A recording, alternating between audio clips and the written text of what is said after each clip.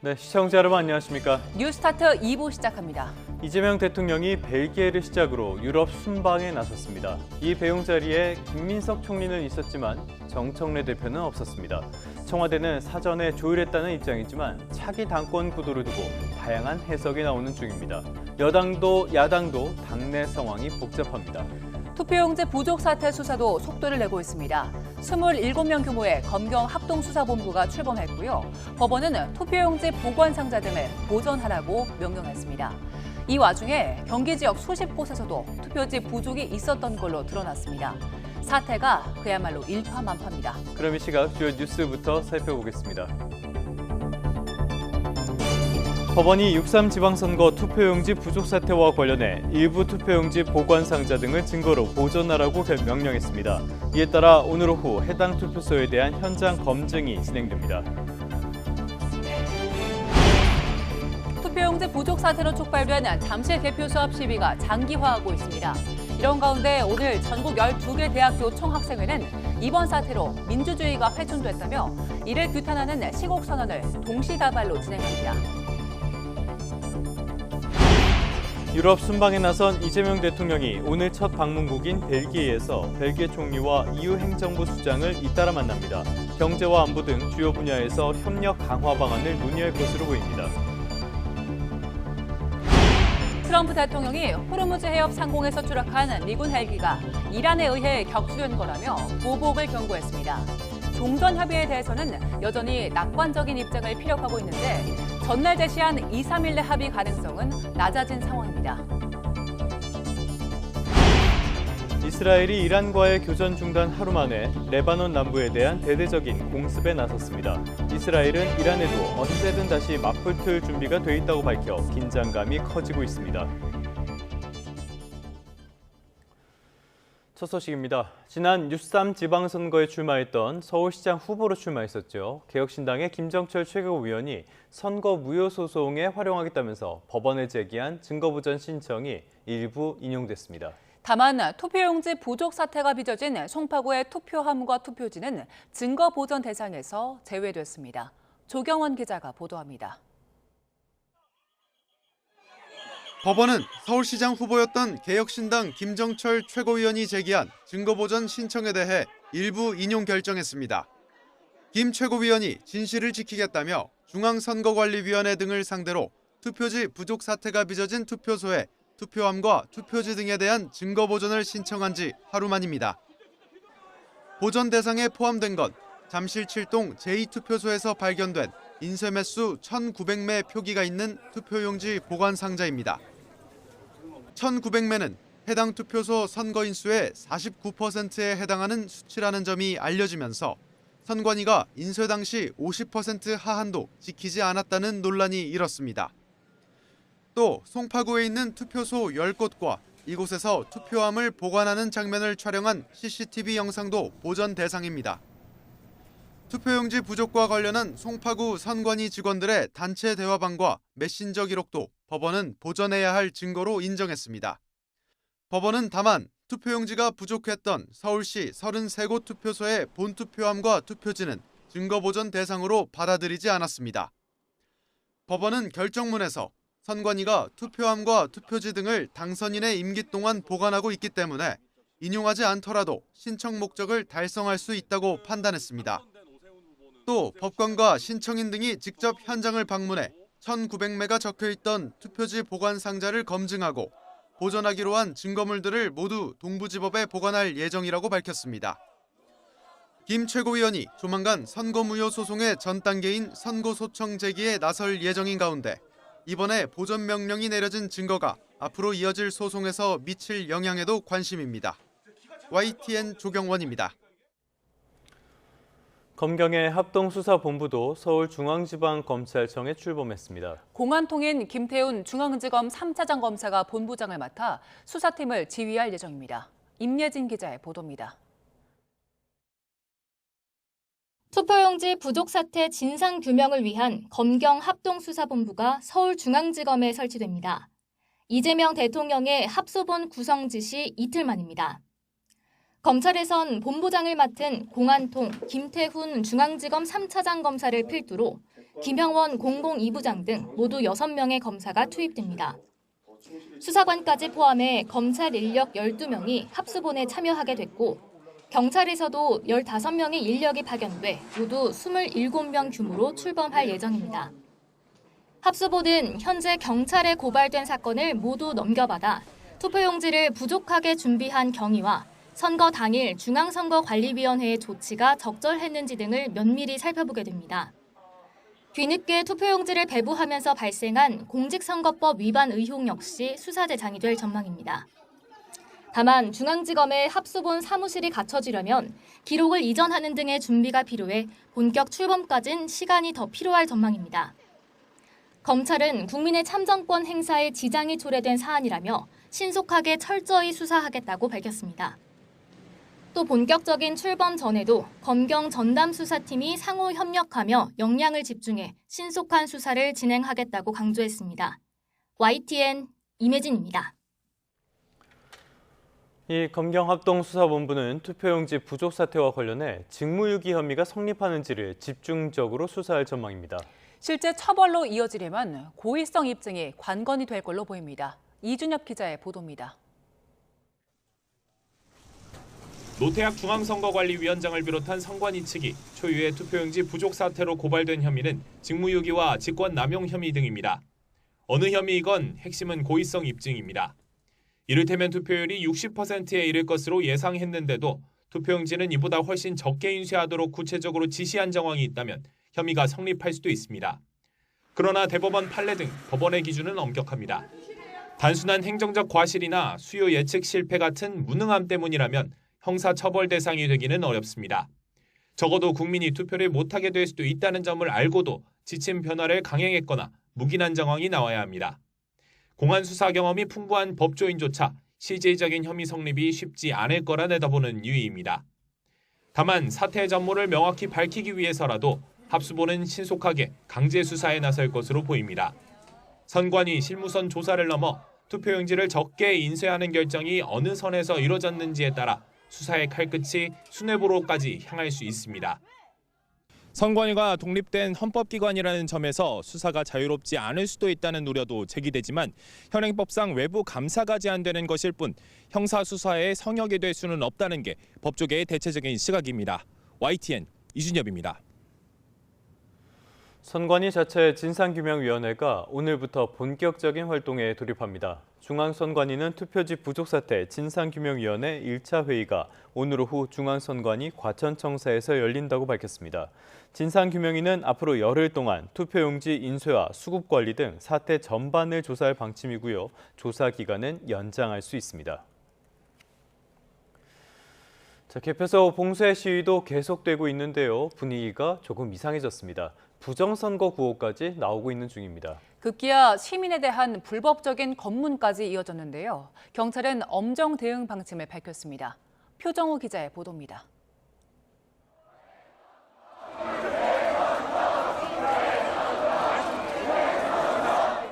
시위 초기 재선거를 외쳤던 참가자들. 하지만 며칠 사이 구호가 달라졌습니다. 부정선거 구호가 전면에 등장하면서 참가자들 사이 기류도 갈렸습니다. 정치색을 빼고 재선거만 외치자는 주장과 부정선거 의혹을 앞세워 강경하게 대응하자는 주장입니다. 일부 시위 참가자들이 시민들을 검문하는 일까지 잇따랐습니다. 이들은 취재진과 지나가는 시민에게 신분 확인을 요구하고 응하지 않으면 진보단체 소속으로 몰아세웠습니다. 앞서 훈련 장비를 챙기러 경기장을 찾은 여성 유소년 핸드볼 국가대표 선수들도 예외가 아니었습니다. 선수들이 공인구 등 장비를 들고 나오자 일부 참가자들이 투표용지를 숨겼는지 확인하겠다며 소지품을 뒤졌습니다.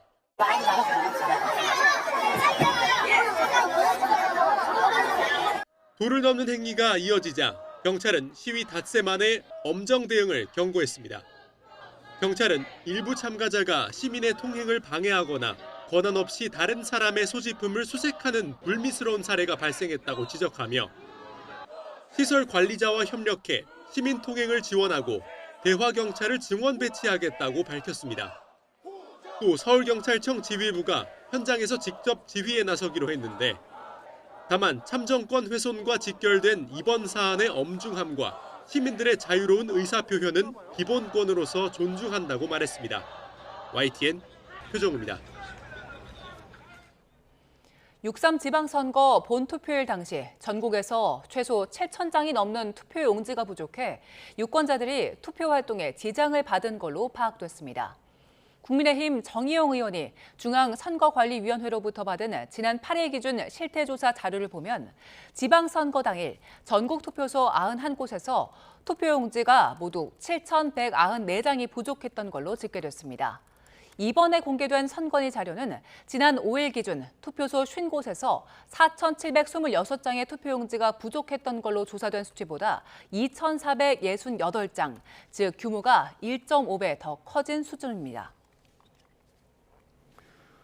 조정식 국회의장은 투표용지 부족 사태에 대한 국회 차원의 초당적인 대응을 약속했습니다. 더불어민주당은 최단 시간 내에 국정조사 특위를 띄우겠다고 밝혔고요. 국민의힘은 특검법을 제출했습니다. 김다현 기자의 보도입니다. 조정식 국회의장에게 보내는 대통령의 취임 축하난을 들고 청와대 핵심 참모들이 국회를 찾았습니다. 입법부 수장과 화기애애한 상견례도 잠시, 강훈식 대통령 비서실장은 부실 선거로 전국이 매우 엄혹하다며 국정조사 절차를 빠르게 진행해 훼손된 국민주권 원칙을 바로 세워달라고 강조했습니다.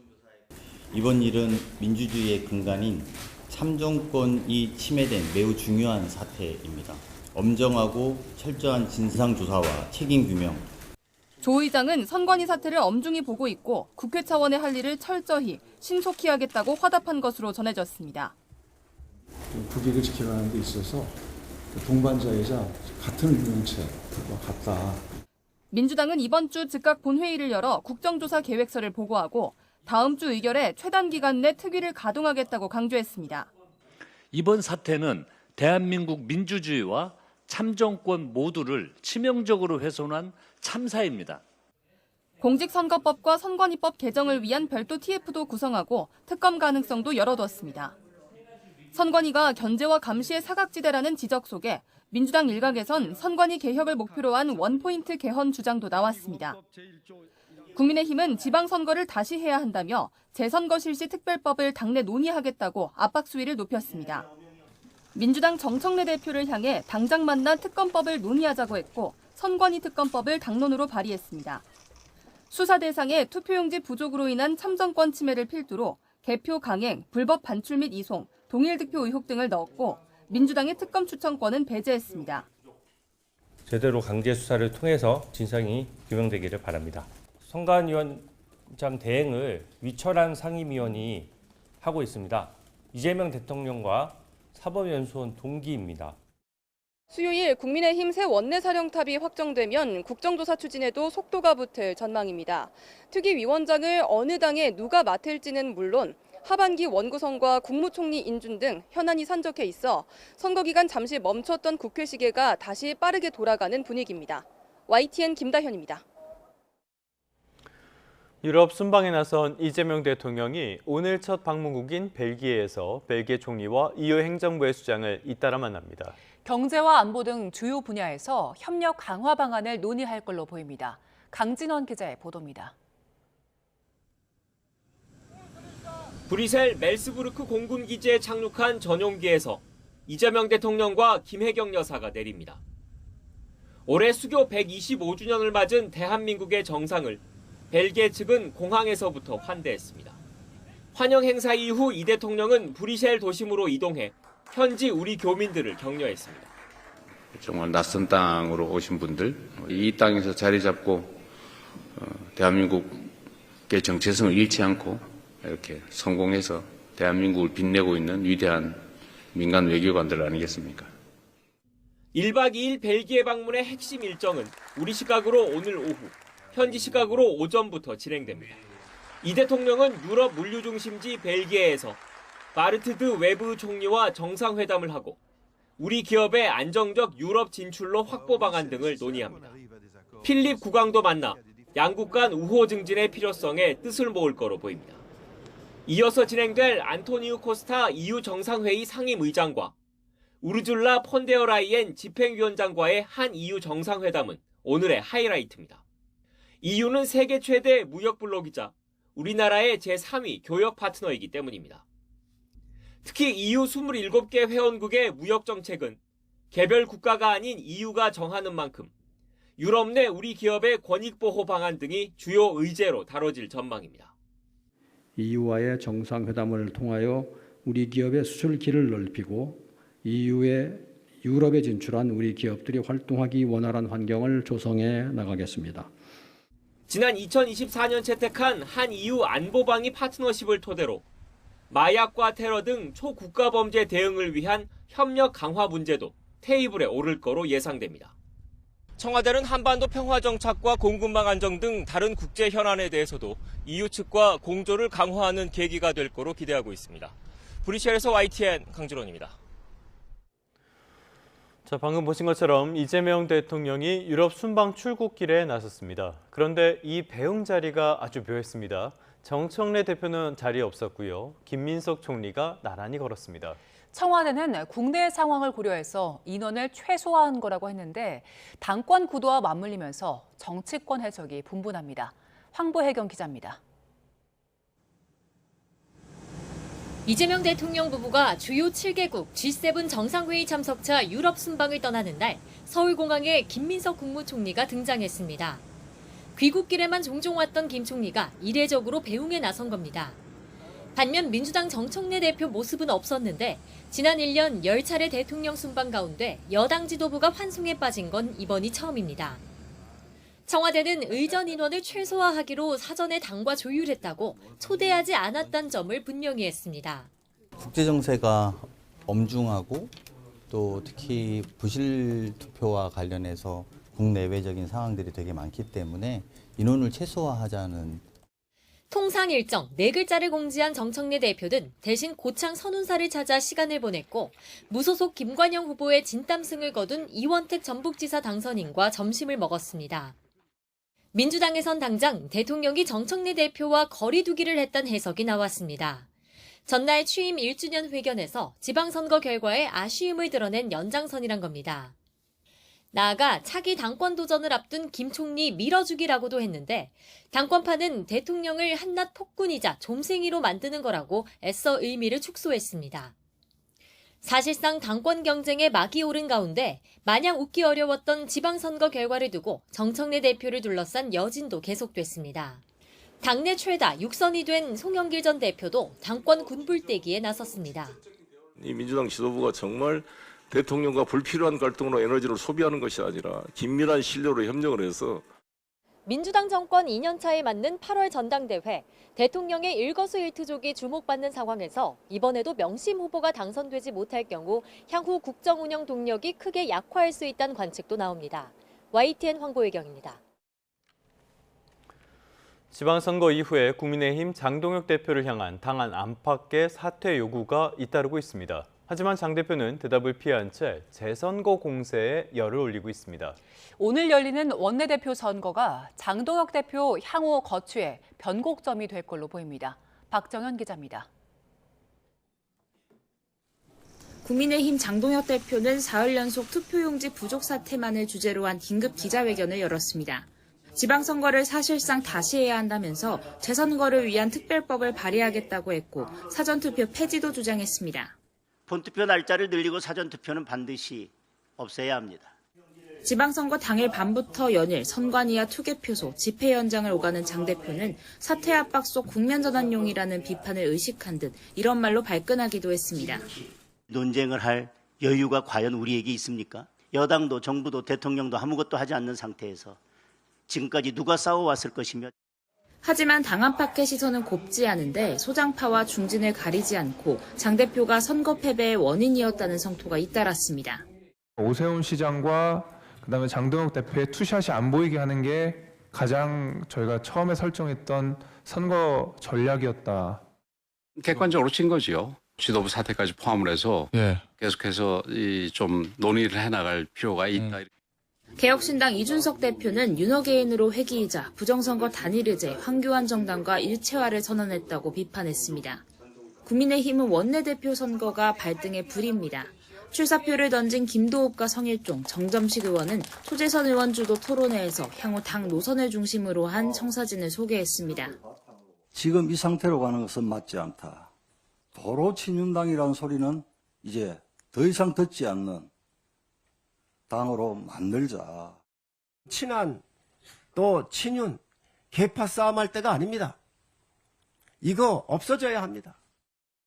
사퇴냐 수습이냐를 두고 벌어지는 이 치열한 고뇌의 결론이 또 다른 분열이 되어서는 안 된다는 것입니다. 결국 장동혁 대표와 관계 설정, 한동훈 의원 복당 두 개 의제가 승부를 가릴 거란 전망이 우세한데 결과에 따라 장동혁 대표 거취 압박도 영향을 받을 거로 보입니다. YTN 박정은입니다. 네, 이번엔 중동으로 가보겠습니다. 트럼프 대통령이 호르무즈 해협 상공에서 미군 헬기 추락 배후로 이란을 지목하면서 보복을 경고했습니다. 이란은 이를 빌미로 적대 행위에 나선다면 단호하게 대응할 거라고 경고했는데요. 워싱턴 연결해 보겠습니다. 신윤정 특파원, 트럼프 대통령이 미군 헬기 추락의 배후로 이란을 지목했다고요? 네, 트럼프 미 대통령은 소셜미디어에서 어젯밤 호르무즈 해협 상공을 순찰 중이던 최첨단 아파치 헬기가 이란에 격추됐다는 보고를 받았다고 말했습니다. 그러면서 조종사 2명이 탑승해 있었는데 모두 무사하다고 덧붙였습니다. 앞서 중동 지역 미군 작전을 총괄하는 중부사령부는 현지 시간 8일 밤 7시 반쯤 아파치 헬리콥터가 오만해안 인근에서 추락했고 승무원 2명을 약 2시간 만에 구조했다고 밝혔는데요. 트럼프 대통령은 사고 원인에 대한 군 조사 결과를 보고받고 이란을 배후로 지목한 것으로 보입니다. 트럼프 대통령 전날 발언 잠시 들어보시죠. The pilots are fine, yeah. Nobody injured. We are going to issue a report tomorrow. 트럼프 대통령은 그럼에도 미국은 불가피하게 이 공격에 대응해야만 한다며 이란 도발에 보복할 것임을 시사했습니다. 이번 사건과 관련해 미 일간 뉴욕타임스 등은 미 당국자를 인용해서 이란의 샤헤드 자폭 공격 드론이 아파치 헬기를 격추한 거라고 전했습니다. 또 조종사 구조에는 미 해군 무인 드론 보트가 투입됐다면서 조종사들이 발견되기 전까지 수시간 동안 긴박한 수색 작전이 진행됐다고 보도했습니다. 지난 4월 7일 휴전 뒤 종전 협상을 진행 중인 미국과 이란은 최근 간헐적인 무력 충돌을 주고받고 있지만 양측 모두 휴전은 여전히 유효하다는 입장을 유지하고 있습니다. 네, 여기에 대한 이란 측의 반응도 나왔습니까? 네, 조금 전 이란 매체에서 반응이 전해졌는데요. 군 소식통을 인용해서 아파치 헬기 추락 사건을 구실로 적이 적대 행위를 제기할 경우 단호한 대응이 있을 것이라고 보도했다고 로이터 통신이 전했습니다. 아파치 헬기가 자국에 의해 격추됐다는 트럼프 대통령의 발언을 확인하거나 부인하지는 않은 것으로 보입니다. 트럼프 대통령 발언 직후 아바스 아라그치 이란 외무장관은 중동에 주둔하고 있는 미군을 향해 철수하라고 경고의 메시지를 던졌는데요. 소셜미디어를 통해 이란 영토 인근의 외국 군대는 우발적 사고와 잠재적인 교전에 항상 노출돼 있다면서 해결책은 떠난 거라고 썼습니다. 특히 아라그치 장관은 우리는 외교의 언어를 선호하지만 다른 언어도 구사할 줄 안다고 덧붙였습니다. 대화를 통한 협상이 잘 되지 않을 경우 무력 대응을 비롯한 강력한 물리적, 군사적 조치도 불사하겠다는 경고로 맞대응에 나선 것으로 보입니다. 네, 트럼프 대통령은 여전히 이란과의 종전 합의에 대해서 낙관적인 입장인데 트럼프 대통령이 제시했던 그 2, 3일 내 합의는 쉽지 않은 상황인 거죠? 네, 트럼프 대통령은 오늘도 이란의 핵무기 보유를 절대 허용하지 않는 합의를 이루겠다고 말했습니다. 트럼프 대통령은 영국 BBC 방송과의 전화 인터뷰에서 우리는 아주 강력한 합의 체결에 매우 가까이 와 있다. 그것은 아주 좋은 합의라며 핵무기는 없다고 강조했습니다. 트럼프 대통령은 전날 밤에도 하루 이틀 안에 진전 사항을 볼 수 있고 2, 3일 내로 합의가 이루어져 호르무즈 해협이 개방될 수 있다고 자신했습니다. 발언 잠시 들어보겠습니다. Iran that hasn't stopped, and we could have at least an idea by 1 or 2 days from now. But I think it's going well. 트럼프 대통령은 베냐민 네타냐후 이스라엘 총리에게도 며칠 내로 이란과 협상해서 돌파구를 마련할 수 있으니 이란에 대한 추가 군사행동을 자제할 것을 요구한 것으로 알려졌습니다. 11월 중간선거를 앞둔 트럼프로선 전쟁 장기화에 따른 미국 내 물가 상승을 멈추기 위해서라도 종전 합의가 시급한 만큼 협상에 차질을 빚지 않으려고 애써온 상황입니다. The United States found itself deeply involved in Middle East wars that you don't win. It has an economic cost which no one took into account. So yes, it enters deeper and deeper into American domestic politics. 크리스 라이트 미 에너지부 장관도 이날 호르무즈 해협을 통과하는 선박수가 매우 의미 있게 증가하고 있다면서 시장 불안 달래기에 나섰습니다. 이런 상황에서도 이스라엘은 레바논을 향한 대대적인 공습을 이어가면서 이란에도 언제든 다시 맞붙을 준비가 돼 있다며 맞서고 있습니다. 여기에 이란의 미군 헬기 격추까지 발생하며 미국과 이란 간 아슬아슬한 신경전까지 겹치면서 종전 협상이 속도를 낼 수 있을지는 미지수로 보입니다. 지금까지 워싱턴에서 YTN 신윤정입니다. 네, 다음 소식입니다. 젠슨 황 엔비디아 CEO가 4박 5일 동안의 방한 일정을 마치고 출국했습니다. 기업인들과 여러 차례 만나면서 AI 동맹 구축이라는 신뢰를 챙겼고요. 정서적인 거리도 한층 좁혔습니다. 차유정 기자입니다. 지난 5일 도착하자마자 깜짝 선물을 가져왔다면서 이목을 끈 젠슨 황 엔비디아 CEO. I brought a lot of business for Korea. No, I have some surprises. 이후 일정은 파격의 연속이었습니다. 한국 게임 산업에 대한 애정을 보여주듯 가장 먼저 PC방에 달려가 프로게이머 페이커를 만났고 NC소프트와 크래프톤 수장과의 회동 무대 역시 PC방이었습니다. 진피 쌓인 그래픽카드를 걸고 진행된 경품 이벤트는 팬들의 마음을 설레게 했습니다. 자신을 K 젠슨이라 칭하며 젊은이들의 꿈을 독려하는 황 CEO에게 학생들은 열광했습니다. When I left this morning, I was just Jensen. Now, I am K Jensen. Yes. So next time I come back, call me K Jensen. 깻잎쌈을 먹고 고추에 쌈장을 찍어 먹는가 하면 치킨에 맥주를 즐기는 모습은 세계 시총 1위 기업의 수장을 마치 친근한 아저씨처럼 느껴지게 했습니다. HBM 반도체를 더 달라고 외치며 HBM 모양 과자를 직접 나눠주는 모습은 웃음을 자아냈습니다.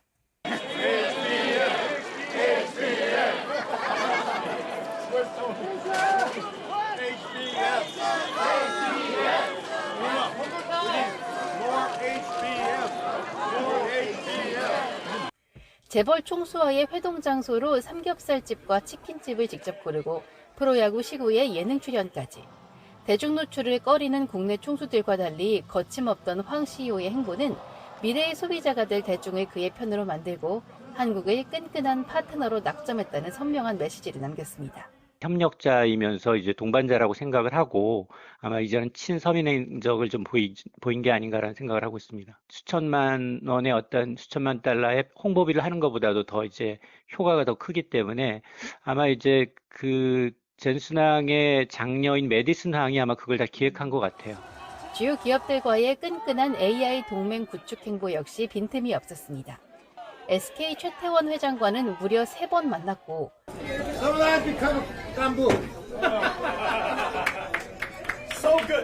현대차그룹 정의선, LG 구광모 회장과도 2번씩 만나 사업의 목표를 공유했습니다. 해외 출장 중인 깐부 이재용 회장을 대신해 삼성전자 전영현 부회장과 HBM과 파운드리 분야의 중장기 협력을 논의했습니다. 미래 AI 생태계 청사진을 제시하고 대한민국을 뒤흔들며 적극적인 러브콜을 보낸 젠슨 황이 떠난 뒤에는 차세대 AI 사업의 당당한 파트너로 자리매김할 수 있도록 전략을 세워야 하는 기업들의 고민이 남았습니다. YTN 차유정입니다. 젠슨 황 CEO는 주요 우리 기업들과 동맹을 통해서 미래를 함께하겠다고 밝혔습니다. 하지만 인공지능 가속기부터 데이터 센터, 또 주요 플랫폼까지 엔비디아에 대한 의존도가 과도하게 높아질 수 있다는 우려도 나옵니다. 박기환 기자의 보도입니다. 벤슨왕 엔비디아 CEO가 이번 방안에서 주목한 건 메모리 반도체뿐만이 아니었습니다. 한국이 로보틱스와 데이터 센터 구축 등 제조업 전반에서 뛰어난 환경과 기술력을 갖추고 있다는 데서 기회를 엿봤습니다. It's impossible to build these advanced supercomputers without the technologies in Korea. And so now it's a great partnership and we're going to grow this industry together. 국내 주요 그룹들과의 협력을 약속한 분야 역시 피지컬 AI와 인공지능 인프라에 집중됐습니다. LG 두산과는 로봇 부품부터 산업용 로봇 개발을, 현대차그룹과는 소프트웨어 중심 자동차와 미래 모빌리티 주도권 확보의 뜻을 모으기로 했고, 네이버와 SK텔레콤은 엔비디아의 인공지능 가속기를 활용한 대규모 인공지능 데이터 센터 구축에 힘을 보탭니다. SK하이닉스 역시 엔비디아 제품에 들어갈 메모리 반도체 개발 파트너십을 체결했습니다. 문제는 모두 엔비디아의 제품을 사용하거나 엔비디아의 인공지능 플랫폼, 기술력을 통해 로봇 개발과 IT 인프라를 확장한다는 점입니다. 새로운 기술 개발과 데이터 거점을 세우는 사업이 모두 엔비디아의 기술력 위에서 이뤄지는 셈입니다. 최근 엔비디아가 인공지능 가속기를 고리로 엔비디아 세계관 확장을 도모하는 것과 맥이 닿아 있습니다. CPU, 나아가 AI PC까지 제품군을 확장한 건 역시 인공지능 시대 글로벌 주도권을 더 확실히 하겠다는 의지가 담겼습니다. So beautiful. Yeah! RTX 5070. Wow! So thin. Wow! So powerful. Wow! So smart. 이 때문에 자칫 국내 인공지능 생태계가 제대로 자리 잡기도 전에 엔비디아 기술에 종속되는 것 아니냐는 우려도 나옵니다. 미국에서는 엔트로픽과 구글, 인텔 등 반 엔비디아 연합군이 힘겨루기를 하고 있지만 한국에서는 이에 대응할 수단도 마땅치 않습니다. 다만 삼성전자가 자체 스마트폰 운영체제를 고집하지 않고 구글과 협력했듯이 인공지능 시대에 도태되지 않는 것이 현실적이라는 조언도 나왔습니다. 그런 부분에서 이건 함께 열어갈 수 있는 거지 우리가 스탠드얼론으로 열어갈 수 없어요. 미래의 가능성을 지금 열어놓으면서 파트너십을 하는 거잖아요. 그러면 이거를 어떻게 현실화할 것인가에 대한 계획들 하나하나 지금부터 차곡차곡 나가는 거. 인공지능 시대라는 거대한 파도에 맞선 우리 기업들이 엔비디아의 뒤에 숨어 살아남을지 아니면 함께 손을 잡고 더 먼 바다로 나아가는 진정한 동료가 될지는 조금 더 지켜봐야 할 것으로 보입니다. YTN 박견입니다. 경제 한 줄 뉴스입니다. 어제 코스피가 반도체 기업의 급등세 속에 8% 넘게 오른 8,090선에서 마감해 전날의 하락분을 대부분 만회했습니다. 뉴욕 증시에서 주가 지수가 급락하자 위험 회피 심리가 전이되면서 원달러 환율이 낙폭을 대거 축소했습니다. 최근 원달러 환율이 급등하며 외환 시장의 변동성이 커진 가운데 정부가 투기적 거래와 시장 교란 행위 여부를 점검하기 위한 검사 준비에 착수했다고 밝혔습니다. 비수도권 중심의 미분양 적체와 공사비 부담 가중 우려로 6월 아파트 분양 시장에 대한 사업자들의 기대 심리가 위축된 걸로 나타났습니다. 전세 사기 618건이 지난달 피해 사례로 인정되면서 전세 사기 피해자법이 시행된 지난 2023년 6월 이후 누적 피해자 숫자는 3만 9천여 명까지 늘었습니다. 정부가 고유가 대응을 위해 지난 4월부터 시행한 반값 모두의 카드 이용자가 500만 명까지 늘었고 1인 평균 4만 4천 원씩을 환급받은 걸로 나타났습니다. 지금까지 경제 한 줄 뉴스였습니다. 오늘 중부지방을 중심으로 비 소식이 있어 나오실 때 우산 챙기셔야겠습니다. 비가 내리며 기온도 예년 수준을 밑돌겠는데요. 현재 17.9도를 보이고 있는 서울 기온 한낮에 25도에 그치겠습니다. 현재 수도권 일부 지역은 비구름의 영향을 받고 있는데요. 오늘 저녁까지 수도권과 강원, 충북 북부와 경북 북부에 5에서 최대 30mm의 비가 내리겠습니다. 다만 수도권은 비가 소강 상태를 보이는 곳이 많을 것으로 보입니다. 오늘 남부지방은 맑은 하늘이 드러나겠고요. 제주도 해안에서는 너울성 파도를 조심하셔야겠습니다. 오늘도 아침 공기는 선선합니다. 현재 서울 기온은 17.9도, 청주 18.8도, 강릉 18.7도를 나타내고 있습니다. 한낮에는 남부지방을 중심으로 예년과 비슷하거나 조금 높겠는데요. 광주 28도, 대구 29도까지 크게 오르겠습니다. 날씨였습니다.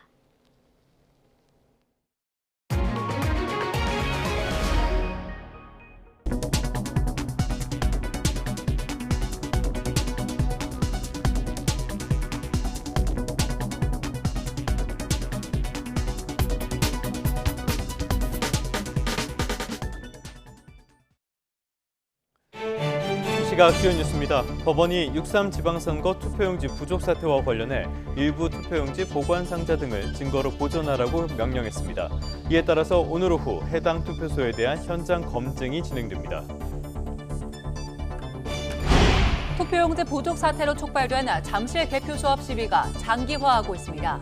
이런 가운데 오늘 전국 12개 대학교 총학생회는 이번 사태로 민주주의가 훼손됐다며 이를 규탄하는 시국선언을 동시다발로 진행합니다. 트럼프 대통령이 호르무즈 해협 상공에서 추락한 미군 헬기가 이란에 의해서 격추된 거라며 보복을 경고했습니다. 종전 협의에 대해서는 여전히 낙관적인 입장을 피력하고 있는데 전날에 제시했던 2, 3일 내 합의 가능성은 작아진 상태입니다. 이스라엘이 이란과의 교전 중단 하루 만에 레바논 남부에 대한 대대적인 공습에 나섰습니다. 이스라엘은 이란에도 언제든 다시 맞붙을 준비가 돼 있다고 밝혀 긴장감이 커지고 있습니다. 네, 다시 주요 뉴스부터 살펴보겠습니다. 개표소 봉쇄 시위가 이어지는 서울 올림픽공원 핸드볼 경기장에 입주한 체육단체들이 출입을 시도했지만 끝내 불발됐습니다. 직원들에게 월급을 주기 위해 업무용 노트북을 가지러 들어간다고 사정을 설명했지만 시위 참가자들과 대치 끝에 결국 발길을 돌려야 했습니다. 안동준 기자의 보도입니다. 집회 참가자들이 대한체육회 관계자 주위를 둘러쌌습니다. 핸드볼 경기장에 출입하려는 체육단체 관계자들을 막아선 겁니다. 왜 체육회에서 장관이 되면서 분란을 일으키냐고. 핸드볼 경기장에 입주한 대한체육회는 사무실에 출입하기 위해 직원 18명과 집회 현장을 찾았습니다. 직원들 월급 집행과 대회 준비를 위해서입니다.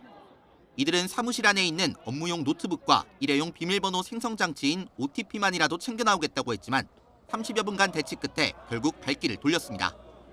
일부 집회 참가자들이 법원이 증거 보전 명령을 내린 지역이라며 출입을 허용하지 않았기 때문입니다.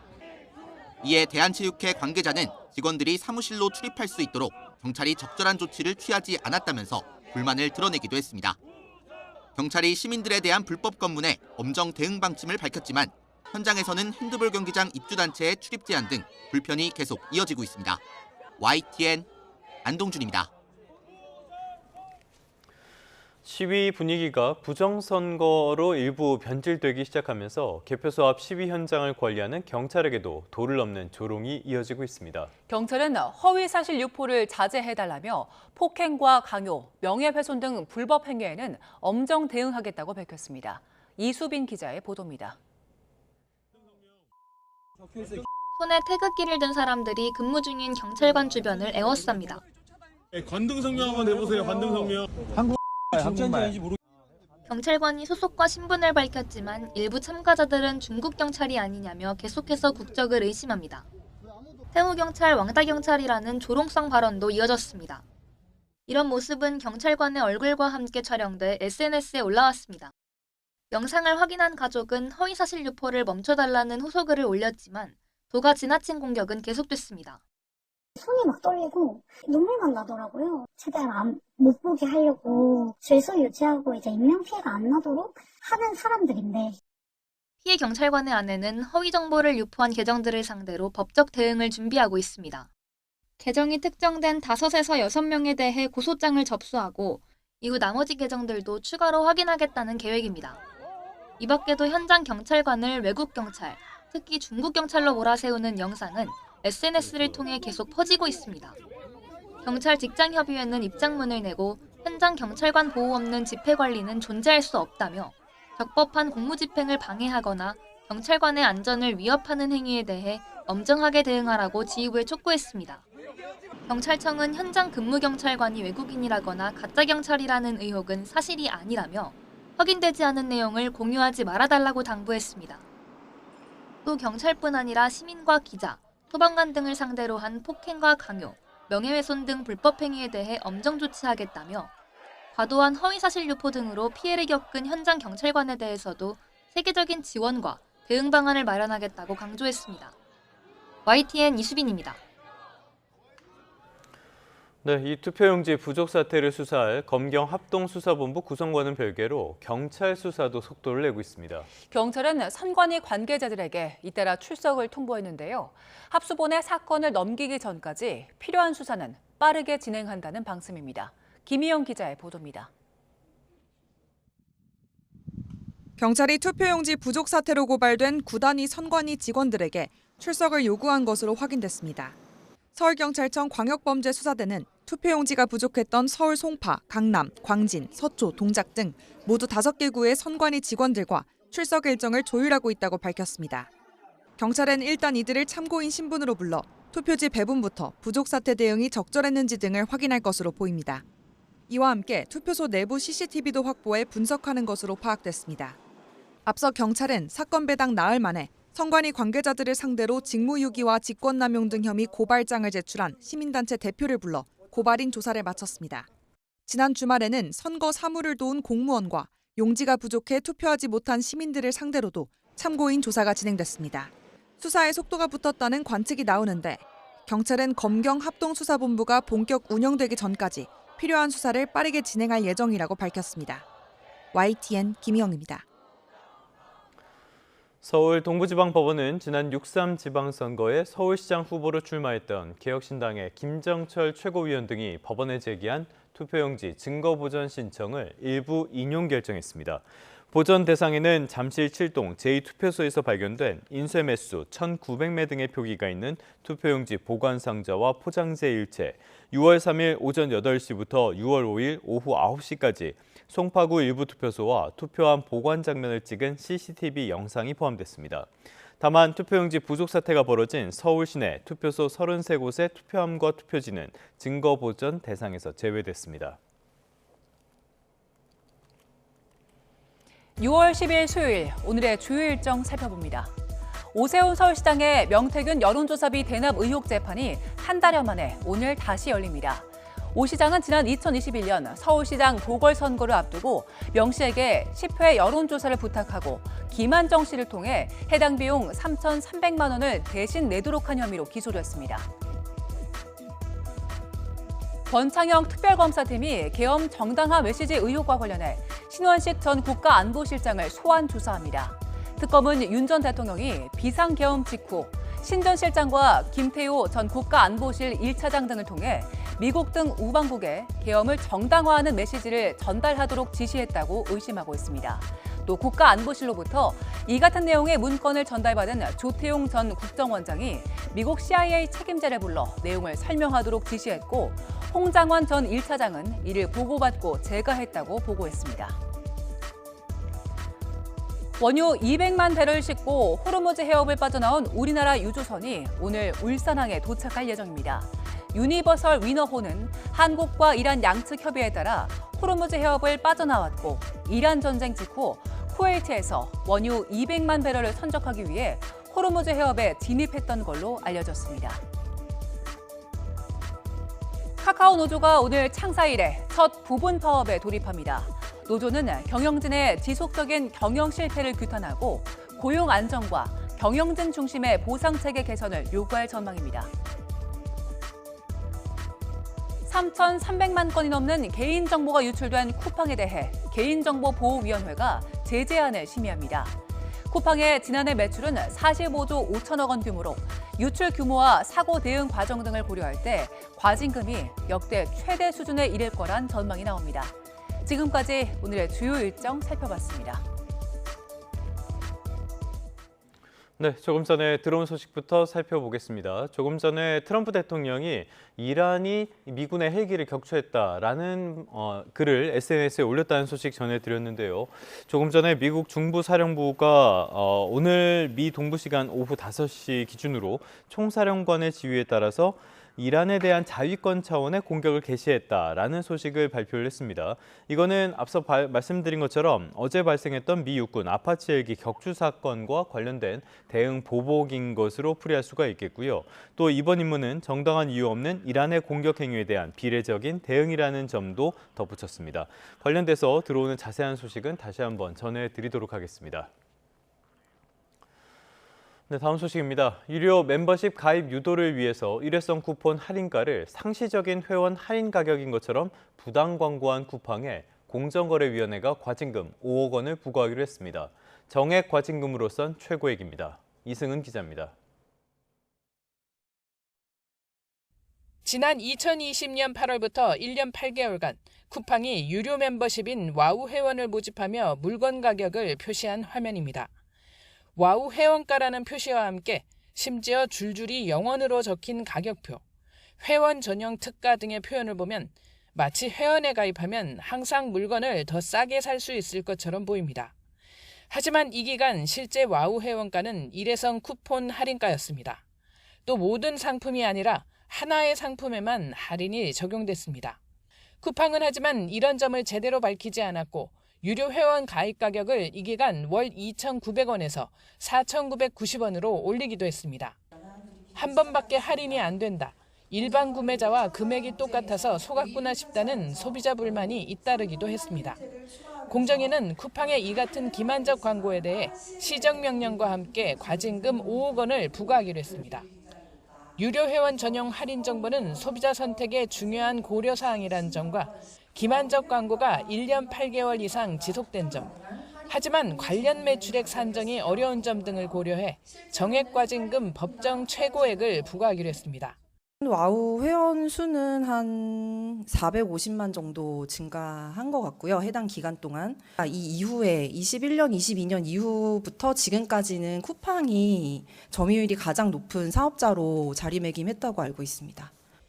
부당 광고에 대한 과징금 상한이 낮아 제재의 실효성이 떨어진다는 지적에 따라 공정위는 정액과징금 상한을 현재의 5억에서 50억 원으로 정률과징금 상한을 관련 매출액의 2%에서 10%로 올릴 계획입니다.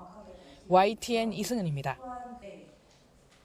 사건 사고 소식입니다. 충남 공주에서 10대 남성이 음주와 무면허 상태로 오토바이를 몰다가 건널목을 건너던 초등학생을 치었습니다. 아이는 턱과 다리 부위를 크게 다쳐 여러 차례 수술을 받았고 피해자 가족은 엄벌을 촉구하고 있습니다. 오승훈 기자입니다. 아이가 건널목을 뛰어갑니다. 잠시 뒤 빠른 속도로 달려오던 오토바이가 아이를 덮칩니다. 지난달 31일 새벽 1시 반쯤 충남 공주의 한 교차로에서 19살 A씨가 오토바이를 몰다 초등학교 6학년 여자아이를 치었습니다. 이 사고로 아이는 턱과 다리 등을 크게 다쳐 여러 차례 수술을 받았고 의식불명에 빠졌다가 가까스로 깨어났습니다. 아이는 반대편에 있는 편의점에 가던 길이었고 사고 당시 이곳 교차로는 전멸등 상태였던 것으로 알려졌습니다. 경찰 조사 결과 A씨의 혈중 알코올 농도는 면허 정지 수치였고 무면허 상태로 오토바이를 운전하다가 사고를 낸 것으로 드러났습니다. 피해자 가족은 학생회장을 할 정도로 밝고 씩씩했던 아이가 병상에 누워있는 모습만 보면 억장이 무너진다고 말합니다. 그런 무책임하게 무등록 차량 오토바이를 왜 운전해가지고 딸아이 왜 다치겠는지 그냥 엄중히 처벌 받았으면 좋겠어요. 저는 사고 지점은 어린이 보호구역이었습니다. 경찰은 A씨가 제한 속도인 시속 30km를 넘어 과속했는지도 조사하고 있습니다. 사고 당시 전멸 신호가 운영된 점에 대해서는 개선이 필요하다는 지적이 나옵니다. 그 왕복 6차로에 매우 큰 도로이고 그리고 어린이 보호구역이기 때문에 실질적으로 전면 신호를 운영하는 데 있어서는 상당히 좀 문제가 좀 있어 보이는 부분이 있습니다. 경찰은 피해자가 치료를 마치는 대로 정확한 사고 경위를 조사한 뒤 사건을 검찰에 넘길 예정이라고 밝혔습니다.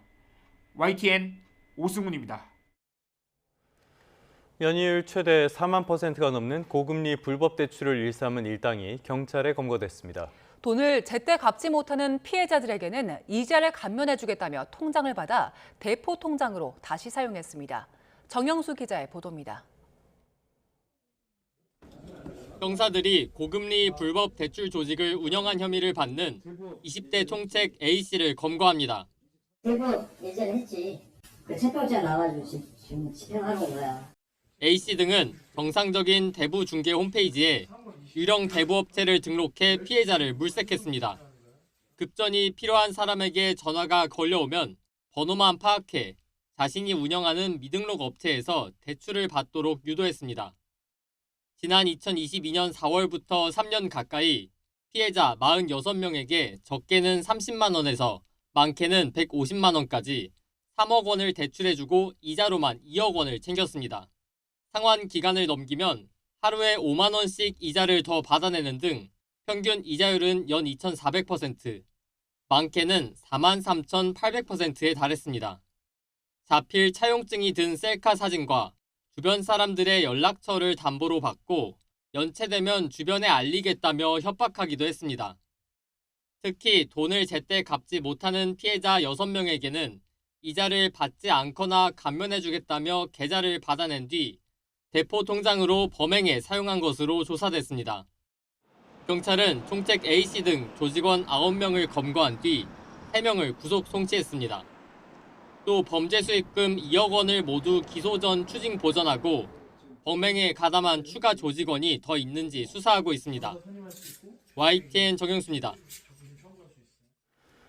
2차 종합특검팀이 관저 이전 의혹과 관련해 윤석열 정부 고위인사 4명을 재판에 넘겼습니다. 종합특검 출범 뒤 1호 기소인데요. 내란 중요 임무 종사 혐의를 받는 김명수 전 합참의장에 대한 구속영장도 청구했습니다.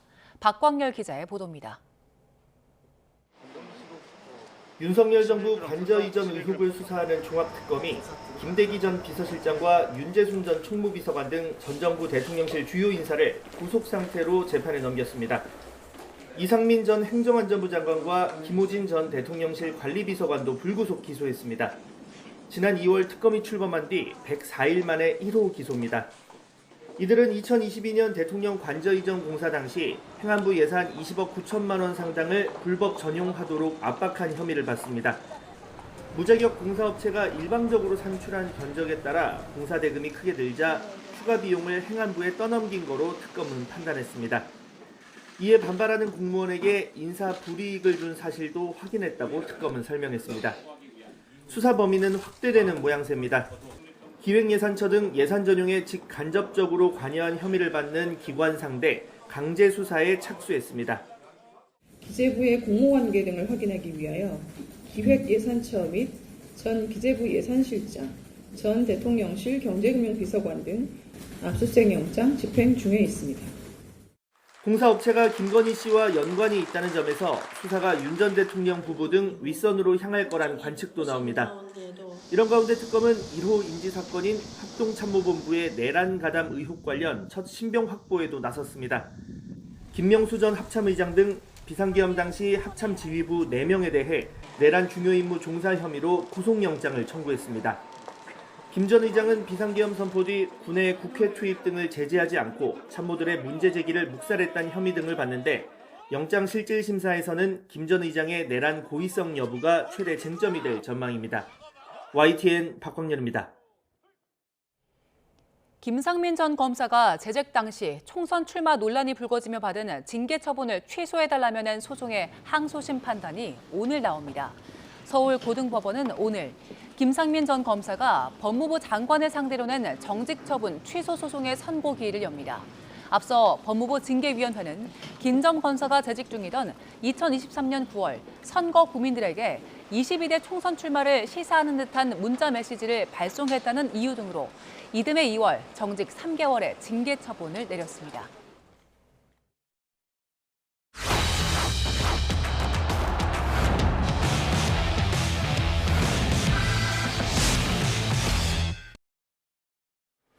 네, 스포츠 뉴스입니다. 이번 북중미 월드컵에서 홍명보호의 유력한 1승 상대인 남아공의 최근 경기력이 베일에 쌓여 있습니다.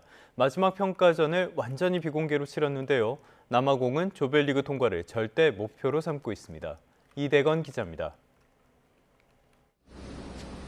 남아공 대표팀의 멕시코 도착부터 순조롭지 않았습니다. 선수단과 기술진 대부분이 미국 비자를 제때 받지 못해 일정이 하루 미뤄졌습니다. 베이스 캠프로 삼은 파추카는 멕시코와의 1차전이 열리는 멕시코시티보다 더 높은 2,400m였는데 고지대 적응을 위한 시간도 하루 잃어버린 셈입니다. 멕시코 현지 도착 다음 날 공개 훈련을 진행했습니다. 공을 주고받고 몸을 푸는 선수들 표정을 보면 팀 분위기는 그리 나쁘지 않아 보입니다. 그런데 바로 다음 날 평가전 자체도 일반적이지 않았습니다. TV 중계는 물론 언론사와 관중도 없이 진행됐습니다. 무관중으로 치러진 이날 어떤 선수들이 뛰었는지 공개하지 않았고 최종 점수도 공식적으로 알리지 않았습니다. 처음엔 남아공이 1대0으로 이긴 것으로 알려졌다가 상대인 자메이카 감독에 의해 1대1 무승부로 다시 전해졌습니다. 남아공 대표팀은 빅리거 출신 없이 자국 리그 선수 중심으로 꾸려졌습니다. 홍명보는 조별리그 마지막 상대인 남아공을 반드시 꺾어야 한다는 의지가 강하지만 남아공도 비슷한 생각입니다. The three opponents are nearly the same quality as we, so it will be tough games, and the only thing we will try is to go through the group stages. 홍명보로선 무엇보다 아프리카 팀 특유의 피지컬이 최대 강점인 만큼 맞춤 전략이 필요해 보입니다. YTN 이다운입니다. 이번 북중미 월드컵에서 활동할 예정이었던 소말리아 출신의 심판이 미국 입국을 거부당하는 일이 벌어졌습니다. 미국 이민 당국이 심판은 물론 선수단이나 응원단까지 줄줄이 입국을 거부하면서 트럼프 2기 행정부에서 월드컵이 미국만의 잔치로 전락했다는 비판이 커지고 있습니다. 김선중 기자입니다. 소말리아 출신의 국제 축구 심판인 오마르 아르탄입니다. 지난 2018년부터 심판으로 활약한 아르탄은 지난해 아프리카 축구연맹 올해의 심판으로 뽑혔습니다. 특히 소말리아 출신으로는 처음으로 피파가 발표한 이번 북중미 월드컵 심판진 52명 가운데 1명으로 선정됐습니다. 하지만 지난 7일 마이애미 공항에서 미국 입국을 거부당했습니다. 앞서 미국 비자도 받고 외교관 여권까지 발급받았지만 미국 이민당국은 입국을 허가하지 않았습니다. 소말리아가 트럼프 행정부의 입국 제한 국가 명단에 포함됐기 때문으로 보입니다. 피파는 오마르 아르탄 심판이 미국 입국을 거부당해 월드컵에 참여할 수 없게 됐다며 피파로서는 할 수 있는 게 없다고 선을 그었습니다. 잔니 인판티노 피파 회장은 그동안 친트럼프 행보로 정치적 중립성을 훼손하고 있다는 비판을 받았습니다.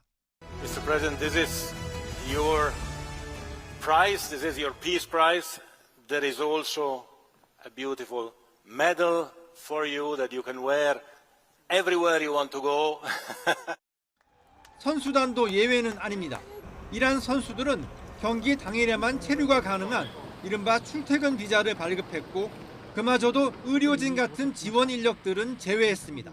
من فکر میکنم با ما این مسائل رعایت نشد. هرچند ملت و کشور بزرگ ایران تو این دهه‌های گذشته به این رفتارها عادت دارن. 응원단은 더 심각합니다. 본선 진출국 4곳 가운데 한 곳은 미국의 규제에 걸려 해당 국가 팬들의 경기 관람이 사실상 불가능한 것으로 나타났습니다. 뚜렷한 이유 없이 다른 나라 응원단의 비자 발급 거절도 속출하면서 불만이 폭발하고 있습니다. 전 세계 축구 팬들이 즐겨야 할 대회가 미국인들만의 집안잔치로 전락하고 있다는 지적입니다. YTN 김선중입니다. 아프리카 콩고 민주공화국에서 에볼라 확진 사망자가 100명을 넘어섰습니다. 케냐에선 미국인 방역시설 설치를 놓고 유혈 시위로까지 번졌습니다.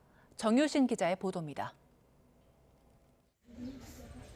민주 콩고의 에볼라 확진자는 현재까지 35명 늘어난 550명. 이 가운데 101명이 사망했다고 세계보건기구가 밝혔습니다. 변종인 분디부조 에볼라 바이러스는 백신과 치료제가 없어 국제 공중보건 비상사태를 선언한 상황입니다. 치명률은 30%가 넘는 것으로 알려졌지만 현재까지는 18% 수준을 유지하고 있습니다. 방역 확대와 조기 치료로 완치자도 19명으로 늘었지만 확산세는 꺾이지 않고 있습니다.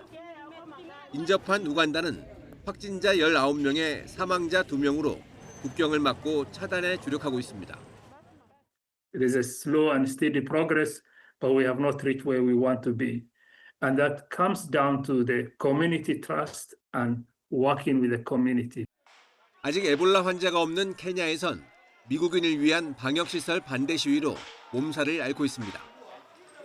시위가 격렬해지자 경찰이 최루탄과 살수차를 동원해 해산에 나섰고 수십 명이 체포됐습니다. 에볼라에 노출된 미국인 격리 방역시설을 케냐 중부 라이키피아 미 공군기지에 설치하려고 하자 주민들의 분노를 산 겁니다. 진압 과정에서 지난주 2명이 숨진 데 이어 추가로 1명이 경찰 총격에 숨지며 유혈 사태로 번졌다고 외신들이 전했습니다. When did our security forces start killing our own to protect an American facility that is meant to treat Americans? We do not want to import Ebola to Kenya. 트럼프 대통령이 에볼라 의심 환자 미국 입국을 허용하지 않겠다고 못 박은 가운데 미국은 케냐에 1,350만 달러, 우리 돈으로 206억 원 지원을 약속한 것으로 알려졌습니다. YTN 정준입니다. 경기도가 공공기관에서 사용하는 전력 전부를 100% 재생에너지로 충당하겠다는 공공 아리백 목표를 예정보다 앞서 달성했습니다. 건물의 창문과 외벽은 물론 도로에 남는 땅까지 태양광 발전소로 바꾼 덕인데요. 보도에 최명신 기자입니다. 경기도청이 자리한 경기 융합타운입니다. 건물 외벽과 창문 곳곳에 태양광 기술을 입혔습니다. 전국 최대 규모 1메가와트 이상의 건물 일체형 태양광 클러스터입니다. 국내 태양광 산업계가 수출 경쟁력을 얻고 세계 시장을 선점할 수 있도록 저희 경기도가 적극적으로 지원했습니다. 서수원과 월암 나들목 인근 공공 유휴 부지엔 5.2메가와트 규모의 발전소가 들어섰습니다. 도민이 직접 투자하고 수익을 나누는 참여형 구조로 현재 26개 조합 11,000여 명이 이 발전소의 주인입니다. 도로로 이미 개발이 되어 있고 유휴 공간이잖아요. 산림이라든지 농지 훼손하지 않고 바로 설치가 가능하거든요. 경기도는 지난 2023년 경기 아리백 비전을 선포한 뒤 공공기관 전력 사용량 전부를 재생에너지로 전환하는 사업을 추진해 왔습니다. 그 결과 지난 4월 기준 28.5메가와트 규모의 태양광 설비를 구축해 목표치를 넘어섰습니다. 공공기관 전력 소비량의 101%에 해당하는 규모입니다. 도는 이번 성과를 바탕으로 재생에너지 전환 모델을 도내 31개 시군으로 확대할 계획입니다. YTN 최명신입니다. 오늘 새벽 3시 16분쯤 울산 북구 동북 동쪽 24km 해역에서 규모 2.9의 지진이 발생했습니다. 이번 지진으로 경북과 부산, 울산 지역에서는 건물 위층에 있으면 진동을 느끼는 진도 2의 흔들림이 감지됐습니다. 기상청은 이번 지진으로 인한 피해는 없을 거라고 내다봤습니다. 제39주년 60민주항쟁 기념식이 오늘 오전 옛 남영동 대공분실 자리에 조성된 서울 용산구 민주화운동 기념관에서 열립니다. 그날의 외침으로 날자 민주주의를 주제로 열리는 이번 기념식에는 민주화운동 원로와 시민 등 300여 명이 참석합니다.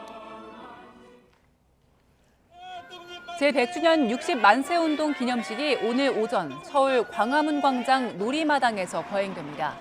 오늘 기념식은 함성이 하나로 대안을 이루다라는 주제로 기획이 됐고 독립유공자 유족과 학생, 시민 등 800여 명이 참석한 가운데 만세운동에 참여했던 유공자 13명에 대한 특별 포상이 이루어질 예정입니다.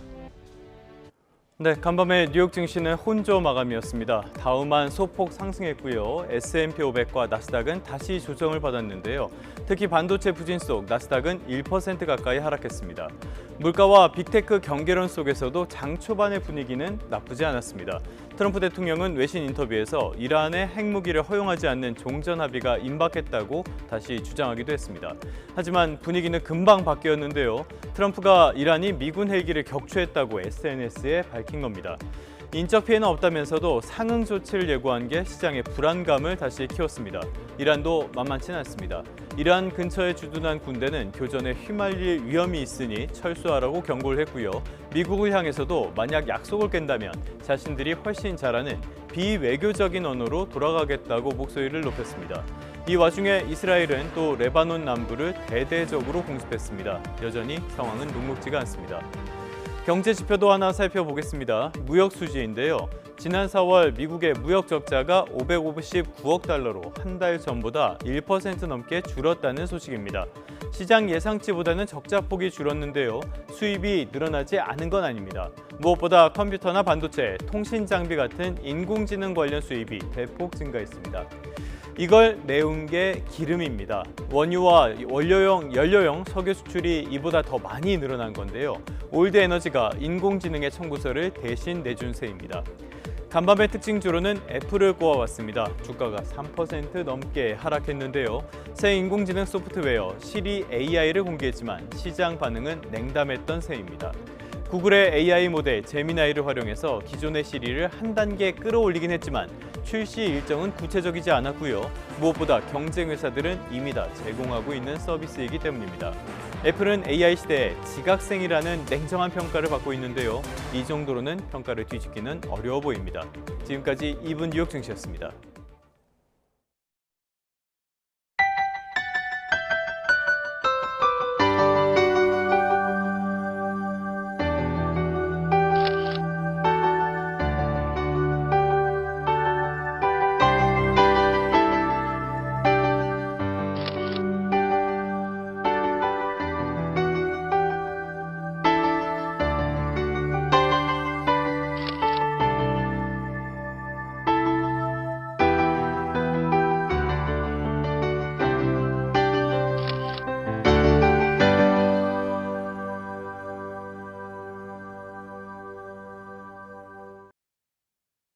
앞서 속보로 전해드린 내용인데요. 정리된 내용으로 다시 전해드리겠습니다. 미군이 아파치 헬기 격추에 대응하기 위해 이란에 대한 공습을 개시했다고 밝혔습니다. 미군 중동 지역을 지휘하는 중부사령부는 소셜미디어에서 오늘 오전 6시, 미 동부 시간 기준 9일 오후 5시 브래드 쿠퍼 총사령관 지시에 따라 이란에 대한 자위권 차원의 공격을 개시했다고 밝혔습니다. 이란의 준관영 메흐르 통신은 현지 주민들의 말을 인용해 이란 남부 호르무르간주 시리크 지역에서 여러 차례 폭발음이 들렸다고 보도했습니다. 오늘 서울 등 중부지방을 중심으로 기압골의 영향을 받는 곳이 있겠습니다. 비가 내리며 기온도 예년 수준을 다소 밑돌겠는데요. 현재 서울 기온은 18.1도로 어제보다 높지만 한낮에는 25도로 어제보다 3도가량 낮겠습니다. 현재 강원 영서 남부에 비가 내리는 곳이 있습니다. 오늘 저녁까지 서울 등 수도권과 강원, 충북 북부와 경북 북부에는 5에서 최대 30mm의 비가 오겠는데요. 다만 수도권은 비가 소강 상태를 보이는 곳이 많겠습니다. 비가 내리지 않는 충청 이남 곳곳으로는 맑은 하늘 아래 자외선이 매우 강하겠습니다. 출근길 기온 보겠습니다. 현재 청주 18.6도, 대전 17도로 선선함이 감돌고 있습니다. 한낮에는 남부지방을 중심으로 예년과 비슷하거나 조금 높겠는데요. 광주 28도, 대구는 29도까지 올라 일교차가 크게 벌어지겠고요. 서울은 25도로 예상됩니다. 내일 오후부터 저녁 사이에는 서울을 비롯한 중부와 전북, 경북 곳곳에 요란한 소나기가 지날 전망입니다. 모레까지 제주도 해안을 중심으로는 너울성 파도가 높게 일겠습니다. 해안가 안전사고에 각별히 유의하시기 바랍니다. 지금까지 YTN 원희다입니다. 뉴스타트 3부 잠시 뒤에 이어집니다.